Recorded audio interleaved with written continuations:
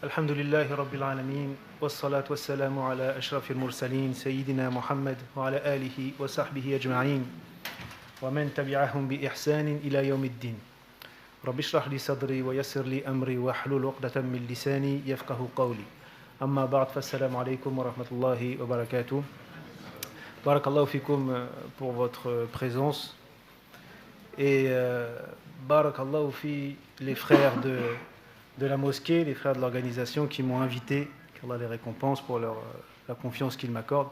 Et c'est un peu particulier pour moi d'intervenir ici.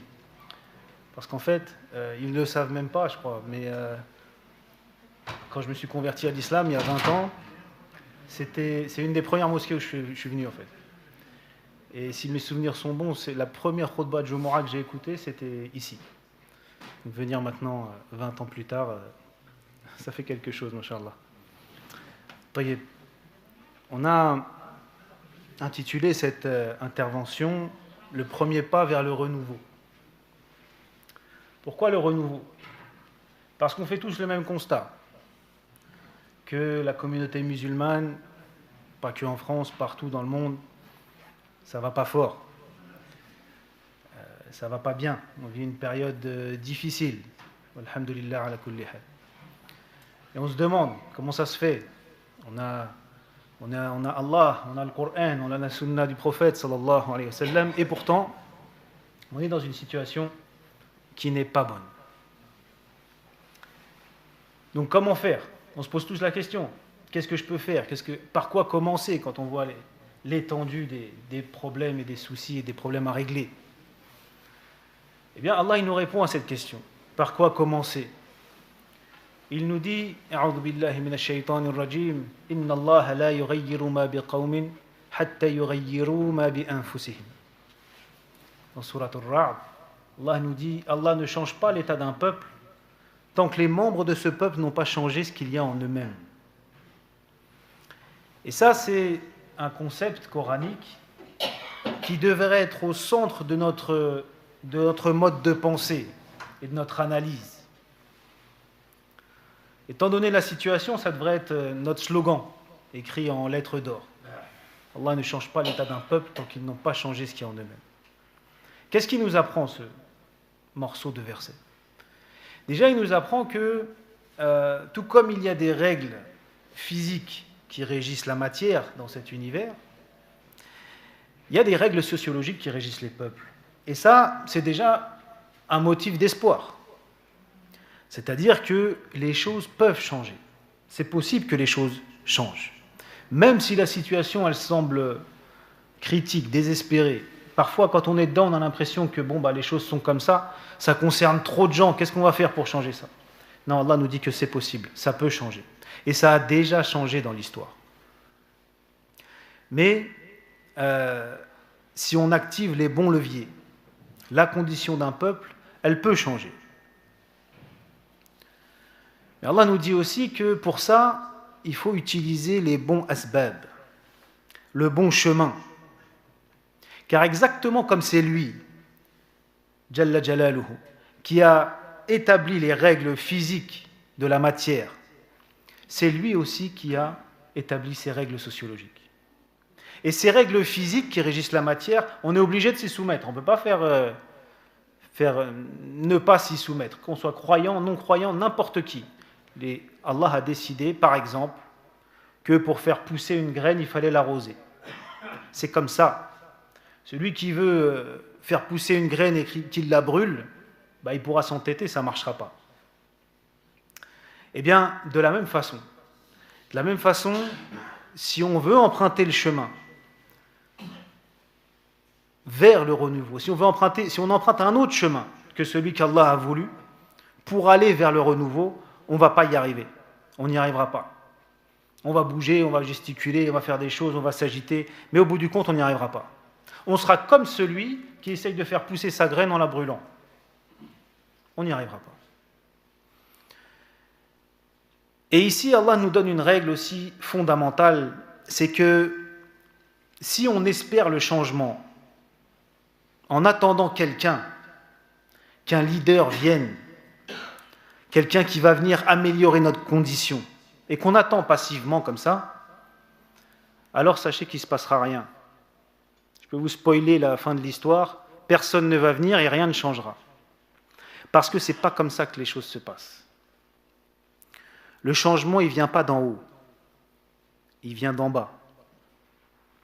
Ce n'est que lorsque l'on sera assez nombreux à entamer une réforme individuelle d'abord, à purifier nos cœurs et nos esprits des virus qui s'y trouvent, pour les mettre en accord avec la révélation, pour être de véritables croyants et croyantes, pour que nos idées, nos sentiments, notre vision du monde, notre conception de la vie, tout ça, ce soit une conception islamique, celle de véritables croyants.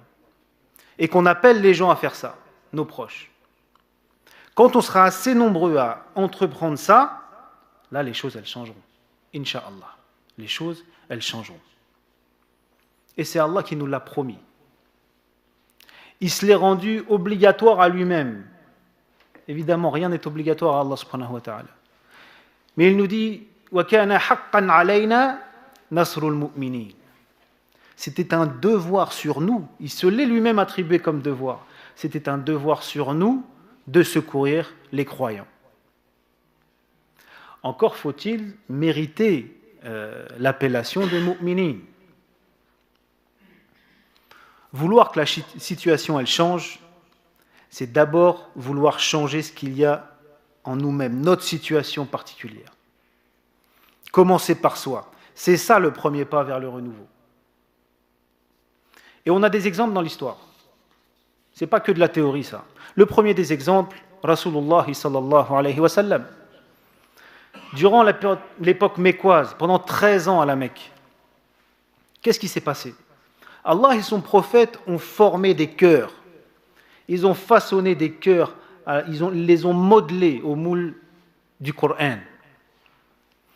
Ils les ont purifiés des virus de la jahiliya.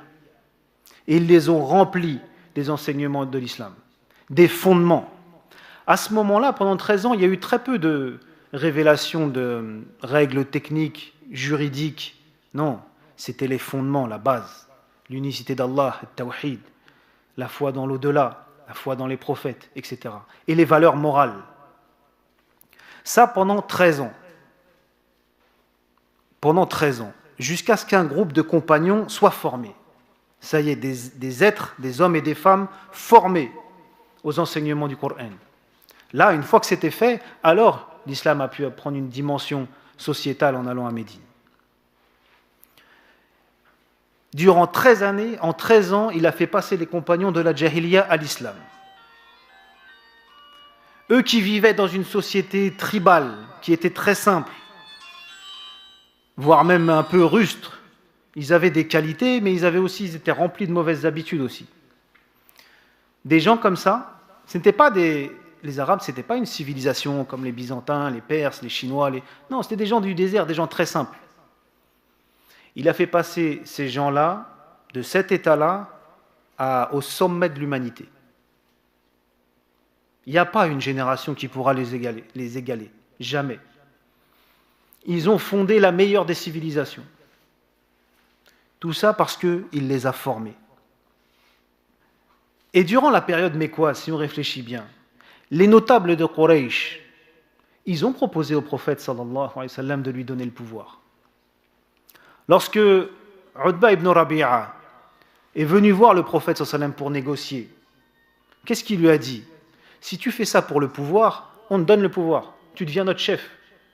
Au point où on ne prend pas une décision sans que tu l'aies validée. Mais en échange, tu arrêtes d'appeler à l'islam. Qu'a fait le prophète sallallahu alayhi wa sallam? Il aurait pu se dire une vision, une stratégie. Je prends le pouvoir et ensuite, une fois au pouvoir, j'appelle à l'islam. D'ailleurs, mettons-nous à sa place 2 minutes avec notre petite raison limitée, et nous qui ne sommes pas assistés par la révélation. Imaginez, on œuvre pour une cause dans un environnement hostile. En face de nous, on a un système contre nous. Et les tenants de ce système, ils nous disent, c'est bon, je te donne le pouvoir. Mais t'arrêtes d'appeler à ta cause. Est-ce qu'on ne pourrait pas se dire, je le prends le pouvoir. Pendant quelque temps, je leur donne ce qu'ils veulent, et puis après, une fois que je suis bien assis au pouvoir, j'utilise les moyens du pouvoir pour appeler à ma cause. C'est possible ça, c'est pas un truc de fou de se dire ça. Mais non, le prophète sallallahu alayhi wa sallam, lui, il a refusé. Il a refusé parce qu'il savait que c'était prématuré. Il lui fallait d'abord former des hommes et des femmes, avant de former un système. Ça doit venir de la base. Et ensuite de la base, une fois que la base elle s'est élevée, alors de cette base émergent des gens qui vont prendre le pouvoir. Mais ce n'est pas dans l'autre sens. Il y a aussi une autre période de l'histoire qui mériterait qu'on s'y arrête beaucoup plus longuement. Je ne pourrais pas le faire ce soir, mais on va résumer un petit peu. C'est la victoire de Salahuddin al-Ayyubi sur les croisés lorsque il a récupéré Al-Quds, Jérusalem, alors que les croisés l'avaient depuis quasiment un siècle. On associe souvent la reprise de Jérusalem, de la Palestine, à la personnalité de Salahuddin al-Ayyubi. Et bien sûr, rahimahullah, c'est un grand homme de notre histoire, il mérite évidemment ses hommages. Mais en nous focalisant sur lui, ça biaise notre analyse. Parce que lorsqu'elle perd la Palestine, la Oumma est dans une situation mauvaise, moribonde. Ce n'était pas comme aujourd'hui, mais il y avait des ressemblances qui fait qu'elle s'est affaiblie et qu'elle a perdu Jérusalem. Et vu comme ça, on a l'impression que tout allait mal et Salahuddin est arrivé tel Superman et il a redoré le blason des musulmans et il a récupéré Al-Quds. Et que donc aujourd'hui, si c'était comme ça, aujourd'hui on n'a qu'à attendre un nouveau Salahuddin qui vient nous sauver. Sauf que ce n'est pas ça ce qui s'est passé. Ce n'est pas ça ce qui s'est passé. Quand on revoit l'histoire, Salahuddin al-Ayyubi et ceux qui l'entouraient, sa génération, la famille Zanki, etc., sa génération, en fait, ça n'était que la dernière étape d'un processus engagé bien avant lui, plus d'un siècle avant lui. C'était la dernière pierre à l'édifice d'un mouvement qui avait été impulsé, je vous dis plus d'un siècle avant lui, par des grands savants réformateurs. Pas réformateurs, pas réformistes comme on nous dit aujourd'hui, hein, mujaddidoun, hein, revivificateurs. Des savants comme Abu Hamid al-Ghazali, Abdul Qadir al-Jillani et d'autres. Qu'est-ce qu'ils ont fait ces hommes? Ils ont fait une analyse de la situation de la Ummah, de sa façon de comprendre l'islam, de vivre l'islam, de le transmettre. Et ils ont fait un diagnostic. C'est que ça ne va pas.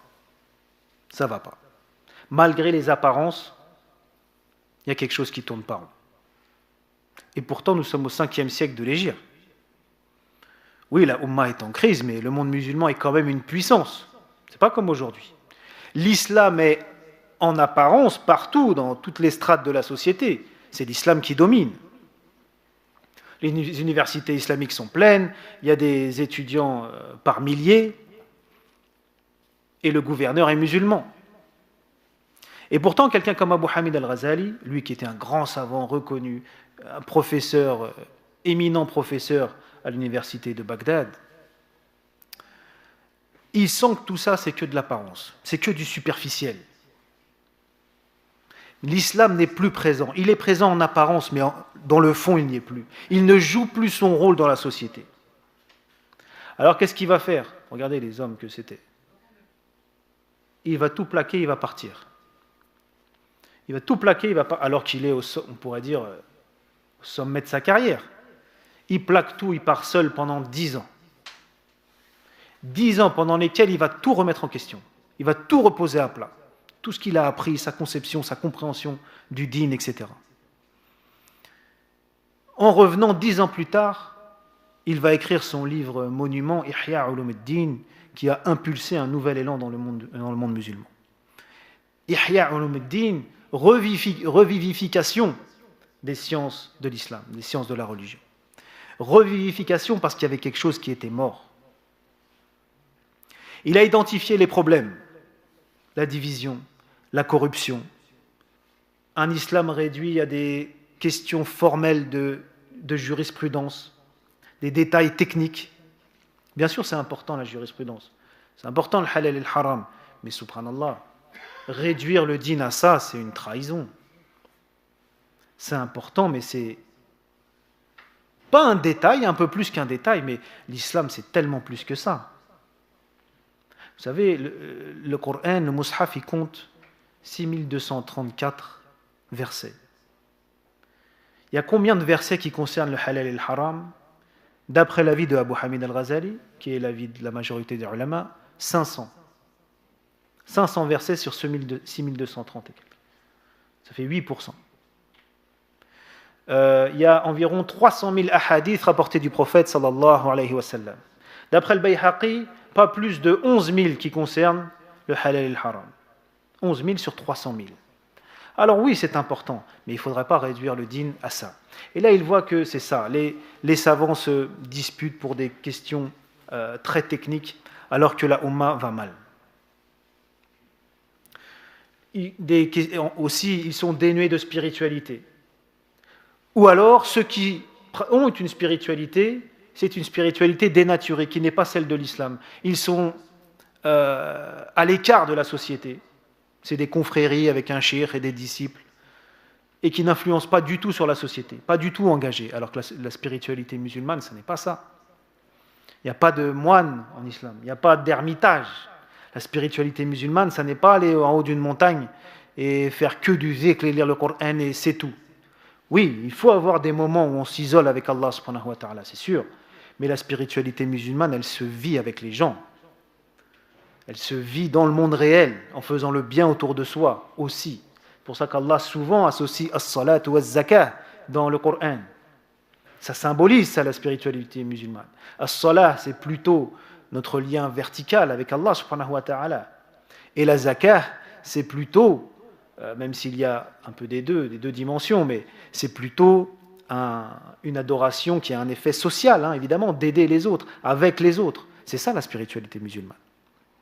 Et donc il voit que soit les gens n'ont plus du tout de spiritualité, soit leur spiritualité elle est dénaturée. Les savants qui sont autour du pouvoir ne sont que là pour valider les décisions politiques. Et on utilise, il y a des guerres entre les madhahib, entre deux madhab, parce qu'en fait ils sont utilisés comme un fonds de commerce. Bref, il voit que tout le monde se sert de l'islam, mais personne ne le sert. Tout le monde se sert de l'islam dans la société. L'islam, en apparence, il est partout. Mais en fait, tout le monde se sert de l'islam. Personne n'est au service de l'islam. La surface de la société, elle est islamique. Et quand on gratte un peu, en fait, elle n'a rien d'islamique. Il va alors impulser un mouvement. Il va impulser un mouvement qui va être repris par d'autres chouyours et qui va se répandre dans le monde musulman. Un mouvement qui façonne vraiment les cœurs. Et là, la Ummah va se relever. Petit à petit, la Ummah va se relever, jusqu'à redevenir forte. Et à la fin, alors que la Ummah s'est relevée par ce mouvement-là, à la fin, un siècle plus tard, c'est pas du jour au lendemain, un siècle plus tard arrive la génération de Salahuddin al-Ayyubi, rahimahullah, qui vient récupérer le Bayt al-Maqdis, parce que ça y est, là, la communauté est redevenue assez forte pour ça. Le peuple a changé ce qu'il y a en eux-mêmes, Allah a changé leurs conditions. Pour espérer un renouveau, il faut que l'on soit assez nombreux déjà à comprendre qu'on a tous notre rôle à jouer, chacun de nous, à se réformer intérieurement. Commencer par soi-même. Si on attend que les autres fassent quelque chose ou qu'arrive un super-héros, ça n'arrivera pas. Être musulman vraiment, jusqu'au plus profond de notre être. Parce qu'aujourd'hui, pour une grande majorité, alors j'ai peut-être été un peu dur ce soir, mais j'annonce déjà que ce que je vais dire, je suis le premier à tomber dans ces travers-là. Je suis le premier. Mais il faut qu'on ait un œil lucide sur notre situation. La vérité, c'est que pour un très grand nombre d'entre nous, la majorité, dont je fais partie moi en premier, notre islam, il est superficiel. C'est de l'islam superficiel. On a une barbe, on a un hijab, on va à la mosquée, on jeûne, on prie, mais c'est de l'apparence. En vérité, on est des bons petits matérialistes. À part, évidemment, certains. Dans la communauté de Mohammed, sallallahu alayhi wa sallam, il y aura toujours des vrais croyants et des vraies croyantes. Il y aura toujours. mais si on regarde en général, en majorité. On cherche notre confort en premier. On récite le Coran, mais on n'a pas accès à ses secrets, à ses merveilles, parce qu'on ne le mérite pas. On prie, mais notre prière, elle est vide, elle est sèche, parce qu'on est pollué à l'intérieur. La vérité, c'est que lorsqu'on compare ce qu'on devrait être en tant que communauté du Coran, communauté de Mohammed sallallahu alayhi wa sallam, quand on compare ce qu'on devrait être et ce qu'on est, on est à des années-lumière en vérité. On est à des années-lumière. En général, encore une fois. Et c'est pour ça qu'il ne faut pas s'étonner après qu'il nous arrive tout ce qui nous arrive. On est bien loin du minimum. Et je parle de la communauté musulmane à l'échelle mondiale. Les pays musulmans, les communautés musulmanes dans les pays non musulmans comme nous, tous. On a réduit l'islam à sa forme. Mais le travail de purification interne, on l'a zappé. L'islam de l'apparence. On est dans la société de l'apparence. Eh bien, on est des musulmans de l'apparence. C'est très facile, l'islam de l'apparence. Laisser pousser la barbe, c'est très facile. Par contre, réformer mon cœur et le purifier de ses mauvais penchants et de ses maladies, c'est beaucoup plus difficile. Et c'est beaucoup moins confortable. Et s'il vous plaît, je fais une parenthèse, ne vous dites pas, parce que je sais que ça existe aussi, ne vous dites pas, voilà le converti qui vient rabaisser les autres et tout. Allah est témoin. Wallahi, wallahi, wallahi, que je ne suis pas du tout dans cet état d'esprit-là. Je nous vois comme une ummah. Peu importe qui est converti, qui est maghrébin, qui est pakistanais, peu importe, on est une ummah. Et on est tous dans le même bateau. Et je suis le premier à avoir ces travers-là, et les convertis, ils ne sont pas mieux que les autres. Il ne faut pas idéaliser aussi. Les convertis, ils ne sont pas mieux que les autres, ils ont leur virus comme les autres. On est tous dans le même bateau, mais le bateau, il coule là. Le bateau, il coule. Normalement, lorsqu'on arrive dans un pays ou dans un quartier où il y a beaucoup de musulmans, on devrait le sentir. Les gens, ils devraient se dire, ici, il y a quelque chose, il y a une baraka. Ici, c'est propre, ici, les gens, ils se tiennent bien. Ici, il n'y a pas de tricherie, il n'y a pas de vol. Les gens, ils parlent bien. Ils ne disent pas de vulgarité. C'est ça qui devrait se passer. Fut une époque où l'image des musulmans, c'était celle-là. Des gens droits, des gens justes, des gens propres, moralement et physiquement, des gens respectueux. Ce qui a fait que, parfois, certains peuples non musulmans ont aidé les musulmans à prendre le pouvoir contre le pouvoir qui était de leur religion, notamment les chrétiens. Pourquoi ? Parce que le pouvoir de leur religion, il était injuste. C'était des tyrans. Et ils savaient qu'avec les musulmans, ils seraient respectés, ils seraient en sécurité, leurs biens, leurs personnes, ils auraient le droit de pratiquer leur culte, etc. Comment Tariq ibn Ziyad, il a débarqué en Espagne ? C'est des chrétiens, c'est un bataillon chrétien qui l'a fait passer et qui lui ont dit où est-ce qu'il faut poster ces hommes. Parce que le dirigeant romérique, il était injuste. C'est comme ça que l'islam il s'est répandu. Ne croyez pas ceux qui vous disent l'islam il s'est répandu par l'épée. L'islam il s'est répandu par la morale et le comportement des musulmans. Oui, il y a eu des guerres. Parce que pour transmettre le message, pour appeler les gens à l'islam, et à l'époque, c'était différent d'aujourd'hui. Il n'y avait pas les relations internationales. C'était pour pouvoir appeler les gens à l'islam, il fallait passer la barrière des armées des tyrans qui n'auraient pas laissé les musulmans venir transmettre le message. Mais une fois la barrière passée, les peuples qui étaient derrière ces armées-là, est-ce qu'ils ont été forcés à devenir musulmans ? Jamais. Ce qui dit ça, c'est faux. Et l'histoire, elle en témoigne.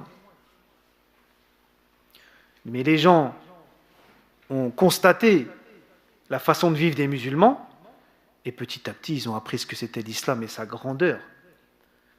Et ils ont adhéré. Regardez, il y a des endroits où les gens sont devenus musulmans juste en voyant les musulmans comment se comportent. Par exemple, l'Inde, pas l'intérieur des terres, mais les côtes de l'Inde. Comment l'islam est arrivé là-bas ? Des commerçants arabes. Des commerçants arabes qui sont venus faire du commerce. Il n'y a pas eu de guerre, c'était pas des ulama, c'était pas des du'at, c'était des commerçants. Mais le niveau général, il était plus élevé qu'aujourd'hui. Les autochtones, ils ont vu des gens comme ça, leur morale, leur éthique. Et puis dans le commerce, on voit vite hein, si on a une éthique et une morale. Ça ne trompe pas le commerce. Ils ont vu ça. Ils se sont dit comment ces gens ils peuvent avoir de tels principes. C'est leur religion. Ok, c'est la vérité. Aujourd'hui, il y a 300 millions de musulmans en Inde, plus le Pakistan et le Bangladesh. L'Indonésie, c'est le plus grand pays musulman. Comment c'est arrivé là-bas? Par le comportement des musulmans. On en est où, nous, par rapport à ça? Billahi alaykum. Si on est honnête envers nous-mêmes, est-ce que des non-musulmans qui nous observeraient aujourd'hui, ils verraient à travers nous la grandeur de l'islam? Je pense qu'on connaît tous la réponse à cette question. La vérité, c'est que nos quartiers, c'est les pires. Il faut être lucide. Il faut faire le bon diagnostic si on veut trouver le bon remède. Et je ne parle pas de moyens financiers, là. Il ne s'agit pas de moyens financiers. Avoir la morale islamique et le comportement islamique, ce n'est pas une question d'argent. Et la morale et le comportement islamique, ce n'est pas toujours être gentil et sourire et dire oui. Non, non, non. Des fois, il faut se lever contre l'injustice. Mais toujours en restant fidèle à notre éthique islamique. Comme le prophète sallallahu alayhi wa sallam l'a été. Relisez la sira. Et ce qu'il a fait lorsqu'il a conquis la Mecque. Alors je sais que ce discours, il ne plaît pas. Il y en a peut-être qui sont énervés contre moi maintenant. Mais il faut ouvrir les yeux, tant pis. Ou sinon, je vous dis, tout va bien. On a des barbes, on a des qamis, on a des hijabs, on a des mosquées. Mashallah, on touche à rien, on continue. On continue comme on est. Mais ça, ce discours, est-ce qu'il serait en phase avec la réalité? Non, on sent tous qu'il y a un malaise. On sent tous qu'il y a un malaise. C'est dans notre quartier qu'il y a le plus de délinquance. C'est dans nos pays, et vous avez vu, je dis nos pays, même si moi je suis français, mais je nous vois comme une umma. C'est dans nos pays qu'il y a le plus de corruption. Alors je sais là que certains se disent c'est à cause des conditions sociales, c'est à cause de l'injustice, c'est à cause de l'histoire, etc. Et c'est pour ça que j'ai dit que ce verset Inna Allah la yughayyiru ma biqawmin hatta yughayyiru ma bi anfusihim devrait être notre slogan. Parce que les musulmans, et là je parle plus spécifiquement des musulmans en France, on a été bercés avec une grande manipulation. La manipulation SOS racisme. Je vais faire un petit rappel historique pour les plus jeunes d'entre nous, rapidement, et pas d'histoire très ancienne, les années 80. Dans les années 80, des jeunes d'origine maghrébine et africaine se lèvent pour protester contre les discriminations et les injustices que ces populations subissaient. Et ils se lèvent à juste titre, bien sûr. Et ils font ce qu'on va appeler la marche pour l'égalité. Après, par les médias, elle sera appelée la marche des beurs, mais c'était la marche pour l'égalité. Et ce mouvement, qui était tout à fait légitime, il va être récupéré par la gauche. Pourquoi? Pour deux raisons. Parce qu'il fallait prendre le contrôle du mouvement. Il ne faut surtout pas que ces populations elles se prennent en main. Et deuxièmement, parce que la gauche, qui avait un électorat ouvrier à la base, après la trahison de Mitterrand, qui s'était fait élire sur un projet social, et qui en fait ne l'a pas été du tout, ils ont perdu cet électorat. Et donc ils voulaient trouver un autre électorat. Et ils comptaient sur les descendants de l'immigration pour faire court. Et donc la gauche va se greffer au mouvement. Et ils vont se présenter comme étant ceux qui sont du côté de la justice et de l'égalité, la justice pour les minorités, etc. Mais en fait leur intention elle est tout autre. En fait il s'agit de prendre le contrôle du mouvement pour lui faire prendre une autre tournure, pour annihiler cette énergie positive là, cette aspiration à se prendre en main qu'avaient ces jeunes. Et qu'est-ce qu'ils vont faire? Ils vont inculquer à ces jeunes un état d'esprit dévastateur. Jusqu'à aujourd'hui, on en paye les conséquences. Le discours, c'est « oui, on est avec vous, vous êtes des victimes, c'est pas de votre faute, tout est à cause de la société, à cause des autres, des méchants, des racistes. Vous avez raison de vous plaindre. On est là pour vous aider. Vous êtes des victimes et on est les sauveurs. Mais vous allez rester des victimes. » Et ce sont les mêmes qui ensuite, alors là je vais peut-être déplaire, je sais, mais c'est les mêmes, faites des recherches, qui ont ensuite financé l'industrie du rap, qui lui aussi a été dénaturé de sa vraie, de ce que c'était censé être à la base. Pourquoi le rap? Pour inculquer ça, pour ancrer cet état d'esprit dans la tête de plusieurs générations. Et là, ça ne va pas se limiter qu'aux jeunes issus de l'immigration, mais tous ceux qui n'y sont pas hostiles. Et ils ont convaincu des générations qu'ils étaient des victimes, que tout était de la faute des autres, et que donc il fallait attendre la solution des autres, et ne pas se prendre en main. Se prendre en main, c'est d'abord se concentrer sur ses propres manquements, avant de voir la faute sur les autres. Et nous, musulmans, on a la fâcheuse tendance de faire l'inverse. C'est toujours à cause des autres. C'est à cause de tel pays, c'est à cause de... Allez, à titre individuel, c'est à cause des djinns, c'est à cause de la sorcellerie, c'est à cause de l'œil, c'est à cause de tout le monde, mais c'est pas à cause de moi. J'ai perdu mon travail, ah, ça, c'est l'aïn, ça. Je pense qu'on m'a fait quelque chose. Mais est-ce que tu as bien travaillé? Avec ta femme, ça va pas, mais est-ce que tu es un bon mari? Avant de penser à autre chose. Alors, il faut être clair. Est-ce qu'il y a de l'injustice? Oui, évidemment. Est-ce que les conditions sociales sont difficiles, et spécialement pour les musulmans? Oui. Est-ce que la France, elle a utilisé les populations des anciennes colonies et qu'elle refuse aujourd'hui que leurs descendants fassent partie de la population française? Oui, bien sûr. Est-ce que la colonisation a déstructuré des pays et des cultures? Oui. Est-ce qu'il y a un racisme et une islamophobie structurelle en France? Oui. Il faudrait être aveugle pour ne pas le voir. Aveugle ou très malhonnête. Mais on le sait tout ça. On le sait trop. Ça fait 40 ans qu'on répète ça. Et est-ce que ça a changé quelque chose dans notre situation? Rien. Pourquoi? Parce que les causes de notre situation, elles sont de deux types. Il y a les causes qui sont externes à la Ummah. C'est ça, ces agressions et ces injustices que les musulmans ont subies et continuent à subir. Et il y a les causes qui sont internes à la Ummah, nos propres manquements. Et Allah nous dit que les causes qui ont vraiment un effet, en tout cas qui ont le plus d'effet, c'est celles-là. Ce sont nos manquements à nous. Il nous dit وَمَا أَصَابَكُم مِّن مُّصِيبَةٍ فَبِمَا كَسَبَتْ أَيْدِيكُمْ. Est-ce qu'il y a plus clair que ça? Ce qui vous arrive comme malheur, c'est la conséquence de ce que vous avez acquis par vos mains. Constamment, Allah nous renvoie à notre responsabilité. Ça ne veut pas dire que les injustes n'existent pas, que les injustices n'existent pas et qu'il ne faut pas se lever contre elles. Si, bien sûr. Mais d'abord, regardez nous, nos manquements. Vous savez, il y a un hadith, il est ajib, où le prophète sallallahu alayhi wa sallam nous dit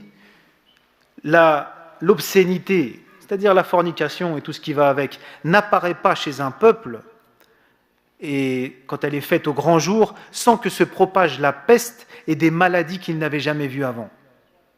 Ça vous rappelle rien, ça? Et il ne triche pas dans la pesée et la mesure, un peuple ne triche pas dans la pesée et la mesure, sans qu'il ne soit touché, donc ça c'est la corruption et les escroqueries, sans qu'il ne soit touché par la famine. Et sans que, par la famine et par l'injustice des gouvernants. Le prophète sallallahu alayhi wa sallam nous dit que l'injustice des gouvernants, c'est à cause de la malhonnêteté des gens. Et il n'y a pas un peuple qui refuse de payer sa zakat, zakatul mal, sans qu'il soit privé de la moindre goutte qui vient du ciel. Il n'y a plus de pluie, la sécheresse. Regardez comment le prophète sallallahu alayhi wa sallam nous renvoie à notre responsabilité. Ah, il y a l'injustice qui se propage, c'est parce que vous êtes malhonnête. Il y a des maladies que vous n'aviez jamais vues avant, c'est parce que l'obscénité se propage. Inna Allah la yughayyiru ma biqawmin hatta yughayyiru ma bi anfusihim. Ça marche aussi dans le négatif. Regardez, les injustes, les ennemis de l'islam, ils ont toujours existé, eux. Ils ont toujours été aussi acharnés. Pourquoi est-ce que fut une époque, ils n'avaient pas ce pouvoir de nuisance sur nous?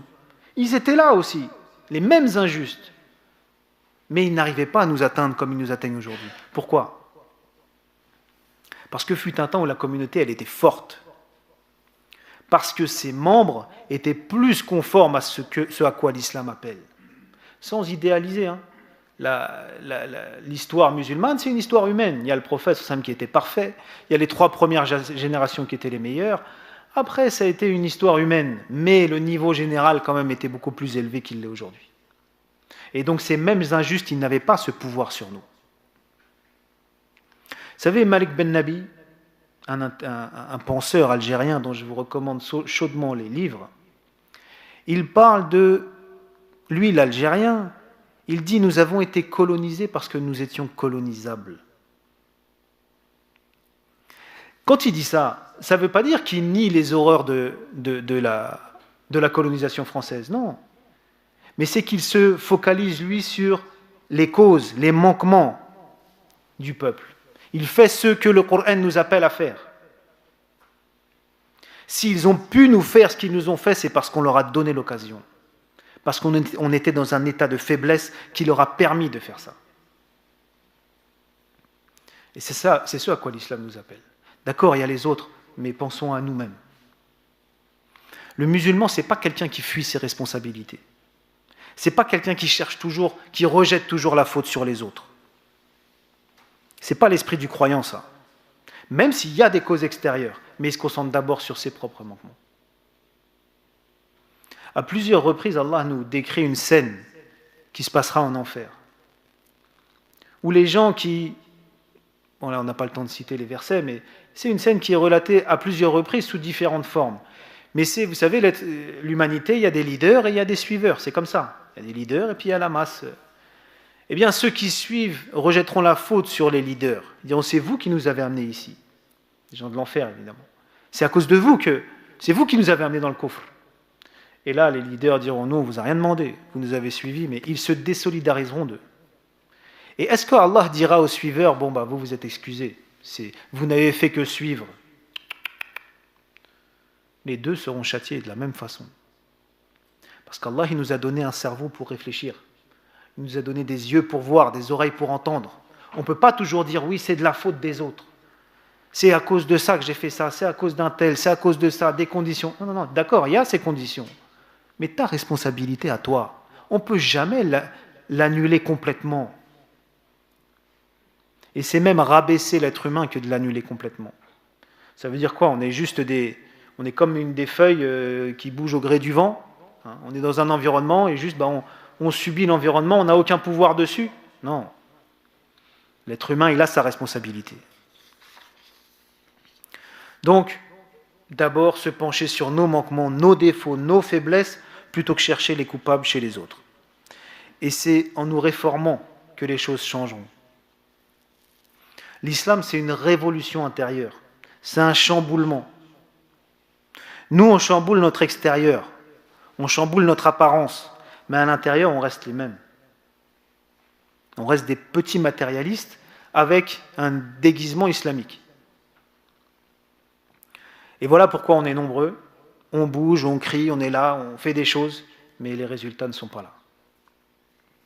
Alors, je n'ai pas dit ça pour vous heurter, mais parce que la pire des choses, ça serait de rester aveugle et de se dire que tout va bien de notre côté, et le problème il est chez les autres, donc on va attendre que les autres y changent. On va attendre qu'ils soient gentils avec nous.